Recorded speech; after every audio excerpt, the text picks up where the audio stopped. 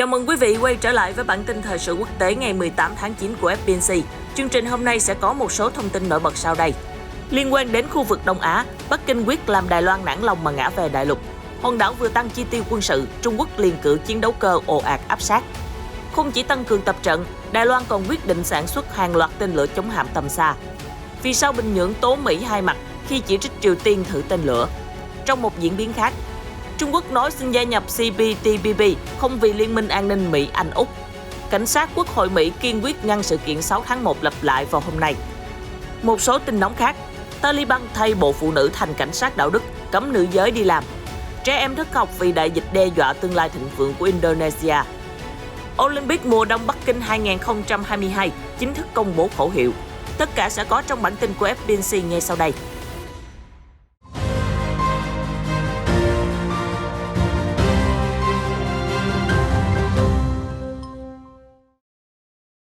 Chỉ một ngày sau khi Đài Loan thông báo tăng chi tiêu quân sự thêm gần 9 tỷ đô la, Trung Quốc đã có lời nhắc nhở đanh thép gửi đến Đài Bắc. Hãng Reuters đưa tin, có tới 10 máy bay quân sự Trung Quốc tiến vào vùng nhận dạng phòng không của hòn đảo vào hôm 17 tháng 9, trong đó có 8 tiêm kích J-16 và J-11, một máy bay tuần thám săn ngầm Y-8 và một máy bay trinh sát Y-8. Các chiến đấu cơ Trung Quốc tiến đến gần khu vực quần đảo Đông Sa do Đài Bắc kiểm soát, trong khi hai chiếc Y-8 bay vào kênh Ba Sĩ, nằm giữa đảo Đài Loan và Philippines, hãng Reuters cho hay. Về phía Đài Loan, cơ quan phòng vệ của hòn đảo đã điều tiêm kích ứng phó xua đuổi các máy bay của Trung Quốc, đồng thời triển khai hệ thống tên lửa để giám sát biên đội phi cơ đại lục. Hiện Trung Quốc chưa bình luận về thông tin trên.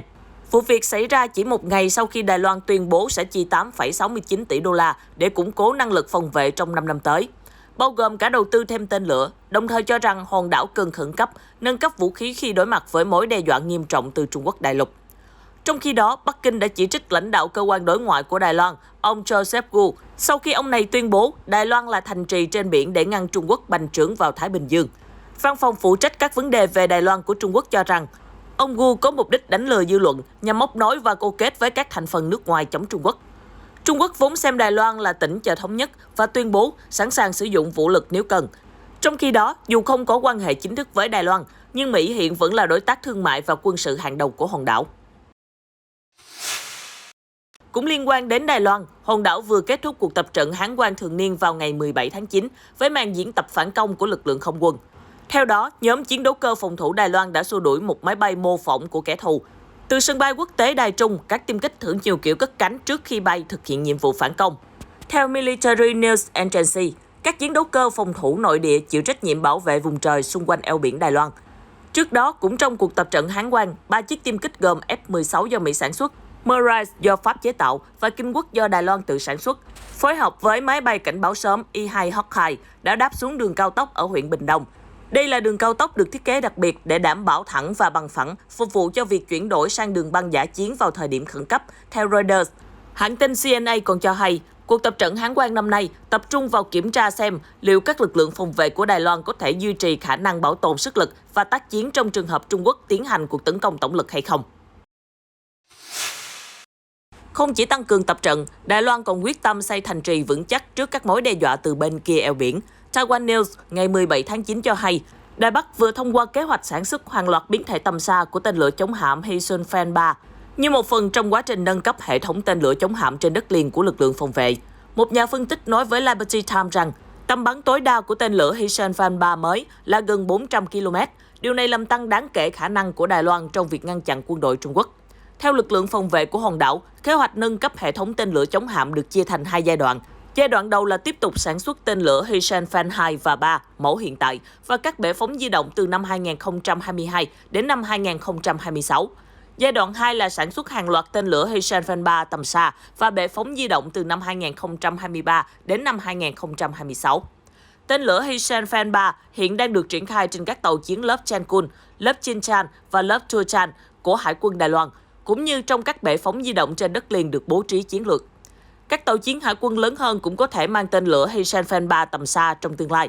Liberty Times cho hay, tuy nhiên, xem xét về kích thước và lực đẩy, chỉ các tàu lớp Keelung mới phù hợp để được trang bị chúng. Cũng tại khu vực Đông Á, hai miền Triều Tiên tuần qua cùng thử tên lửa, làm dấy lên lo ngại về một đợt leo thang căng thẳng mới ở bán đảo. Giữa lúc ấy, Washington tiếp tục lên tiếng chỉ trích Triều Tiên, nhưng lần này đã bị Bình Nhưỡng tố cáo ngược lại.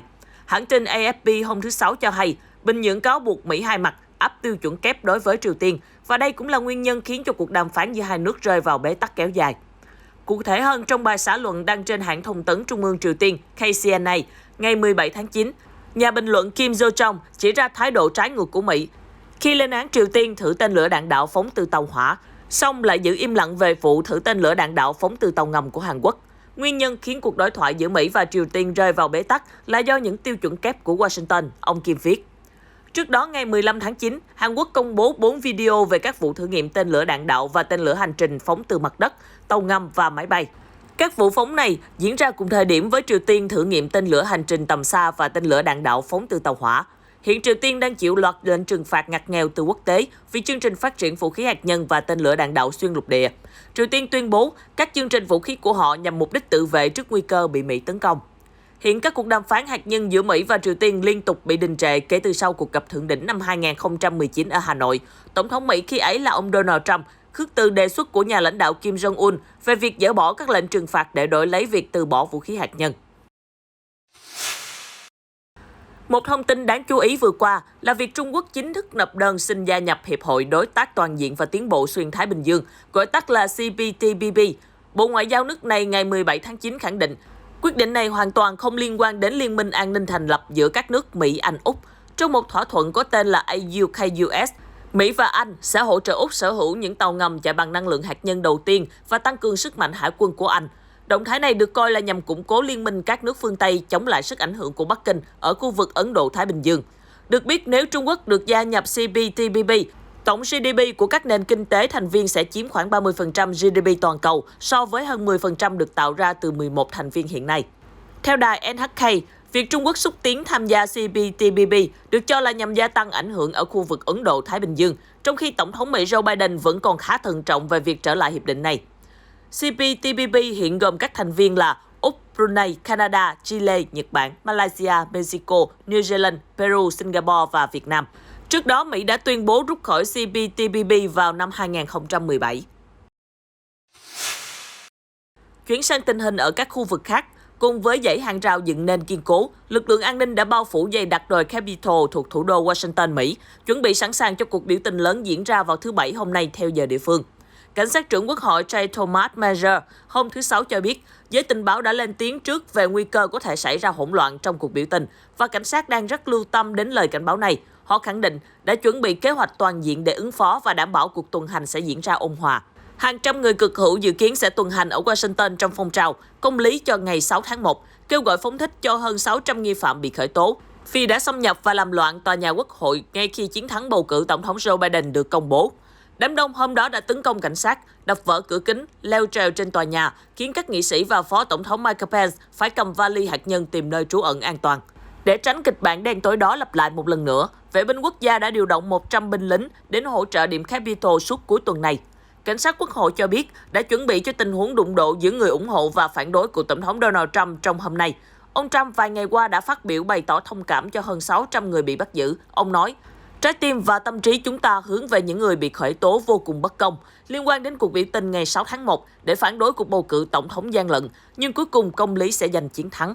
Dù vậy, cựu tổng thống và nhóm biểu tình hôm nay thể hiện họ không muốn có sự liên quan trực tiếp với nhau. Trở lại điện Capitol lúc này, cảnh sát Quốc hội Mỹ khẳng định, chúng tôi sẽ không chấp nhận bạo lực và không dung túng cho hành vi phạm tội dưới bất kỳ hình thức nào. Ngoài ra, hầu hết các thành viên Quốc hội Mỹ sẽ không có mặt quanh đồi Capitol hôm nay để đảm bảo an toàn. Trong một động thái gây tranh cãi, chính quyền Taliban đã thay bản hiệu trước tòa nhà của Bộ Phụ nữ Afghanistan thành tên của một cơ quan mới, được coi là cảnh sát đạo đức của Taliban. Theo nguồn tin của hãng Reuters, các bản hiệu được thay mới vào ngày 17 tháng 9 bằng tên Bộ Cầu nguyện, hướng dẫn khuyến khích đạo đức và ngăn ngừa đồi bại. Điều đáng nói là các nhân viên nữ của Bộ Phụ nữ trước đây cho biết họ đã cố gắng đi làm trong vài tuần qua nhưng đều bị yêu cầu trở về nhà. Hiện phía Taliban chưa lên tiếng về vụ việc trên. Trước đó, Zabihullah Mujahid, phát ngôn viên Taliban từng tuyên bố sẽ đảm bảo các quyền lợi của phụ nữ theo đạo Hồi và không có sự phân biệt đối xử. Phụ nữ có thể làm việc trong lĩnh vực y tế và các lĩnh vực khác khi cần thiết, Mujahid nói. Tuy nhiên, động thái mới nhất của lực lượng Hồi giáo lại làm liên tưởng đến giai đoạn từ năm 1996 đến năm 2001, khi Taliban nắm quyền và cũng có bộ khuyến khích đạo đức và ngăn ngừa đồi bại, khi đó được coi là cảnh sát đạo đức. Cơ quan này chịu trách nhiệm thực thi các quy định nghiêm ngặt theo luật Hồi giáo. Nikades Suriani đã chuẩn bị bước vào trường trung học cùng bạn bè vào năm ngoái trước khi đại dịch Covid-19 nhấn chìm Indonesia. Cha mẹ cô bé mất việc, cô bé cũng phải mưu sinh và kiếm sống trên đảo Bali. Cuộc sống khó khăn hơn, suýt nữa cháu cũng phải bỏ học, bố mẹ cháu không đi làm, con cháu phải bán khăn giấy ở ngã tư đường. Nhưng may mắn là có một tổ chức đã giúp cháu được cấp sách đi học trở lại. Cô bé 13 tuổi kể về những ký ức cơ cực và niềm vui mới với trang vở. Nhờ vào tài trợ của tổ chức từ thiện địa phương Bali Trust Mom, các chuyên gia cho rằng cú sốc kinh tế do đại dịch gây ra và việc đóng cửa các trường học trong hơn một năm qua đã là đòn giáng nặng nề đối với rất nhiều em trong số 68 triệu học sinh của Indonesia. Theo dữ liệu của Ngân hàng Thế giới, các trường học ở Indonesia đã đóng cửa trong 55 tuần từ ngày 4 tháng 8. Con số này ở Việt Nam là 25 tuần, ở Nhật Bản là 37 tuần và ở Philippines là 57 tuần. Nhiều trường học hiện vẫn đóng cửa ở Indonesia, số còn lại mở lớp trong thời gian giới hạn. Khi các trường học đóng cửa, Indonesia đã tung ra một chương trình khẩn cấp, xây dựng các bài giảng online cũng như hỗ trợ gia đình, giảm bớt chi phí học với các khoản tín dụng. Nhiều chương trình truyền hình và đài phát thanh cũng tăng cường khả năng học online. Thế nhưng vẫn còn nhiều thách thức bủa vây với các em và gia đình. Mặc dù Indonesia có phạm vi phủ sóng Internet rộng rãi, nhưng việc học trực tuyến vẫn thường xuyên ngắt quãng do đường truyền chập chờn. Trong khi nhiều gia đình chỉ có một chiếc smartphone, nhưng đó cũng là công cụ kiếm sống của cha mẹ. Theo Ayu Tresnatri, một nhà nghiên cứu tại Viện Semeru có trụ sở ở Jakarta, ngoài ra sự vắng mặt của giáo viên và chi phí học tăng cao cũng là những nguyên nhân khiến cho nhiều em gặp khó khăn hoặc bỏ học giữa đại dịch. Điều này đặc biệt là thách thức đối với viễn cảnh tương lai của Indonesia, làm suy yếu kế hoạch của Tổng thống Joko Widodo nhằm tạo ra một nền kinh tế hàng đầu thế giới vào năm 2045. Báo cáo Ngân hàng Thế giới ước tính rằng việc thất học do đại dịch ở Indonesia sẽ khiến cho các em mất ít nhất là 253 tỷ đô la thu nhập suốt đời. Bộ Giáo dục nước này cũng thừa nhận việc đóng cửa trường học có tác động lớn đến kết quả học tập của trẻ em. Đó là một hiện tượng toàn cầu, không chỉ ở Indonesia. Chúng tôi hiện đang khuyến khích các trường học bắt đầu mở lớp học trực tiếp để giúp các em quay lại trường, giao lưu với thầy cô và bạn bè, để vực dậy tinh thần tiếp tục con đường sách vở, trích thông báo của Bộ Giáo dục Indonesia. Ban tổ chức Olympic mùa đông Bắc Kinh 2022 vừa công bố khẩu hiệu cho kỳ Thế vận hội năm sau là cùng nhau vì một tương lai chung. Cụ thể, trong buổi họp báo ở Viện Bảo tàng tại Bắc Kinh hôm 17 tháng 9, ông Chen Nin, Tổng giám đốc Ban nghi lễ và văn hóa Olympic Bắc Kinh, đã công bố khẩu hiệu và kêu gọi đoàn kết cùng nhau dưới tinh thần Olympic. Khẩu hiệu được chọn trong một quá trình rất dài, bao gồm 79 khẩu hiệu khác nhau được đề xuất. Ban tổ chức cũng cho biết, công tác chuẩn bị cho Olympic mùa đông năm sau sẽ được đẩy nhanh. Ngoài ra sẽ có 10 sự kiện tranh tài quốc tế, 2 sự kiện trong nước và 3 tuần huấn luyện quốc tế diễn ra vài tháng trước thềm khai mạc Olympic. Hôm thứ Sáu vừa qua, Ủy ban Olympic quốc tế cũng cho biết Thế vận hội Bắc Kinh sẽ siết chặt quy định phòng chống dịch Covid-19 để đảm bảo an toàn cho tất cả người tham gia. Olympic mùa đông Bắc Kinh diễn ra từ ngày 4 đến ngày 20 tháng 2 năm sau. Thủ đô Bắc Kinh sẽ là thành phố đầu tiên đăng cai cả Thế vận hội mùa hè và mùa đông. Họ đã tổ chức hoành tráng Olympic mùa hè vào năm 2008. Thông tin vừa rồi cũng đã khép lại bản tin thời sự quốc tế hôm nay. Chúng tôi sẽ tiếp tục cập nhật những tin tức nóng nhất về tình hình thế giới. Xin chào và hẹn gặp lại trong những chương trình tiếp theo phát sóng trên kênh FPNC.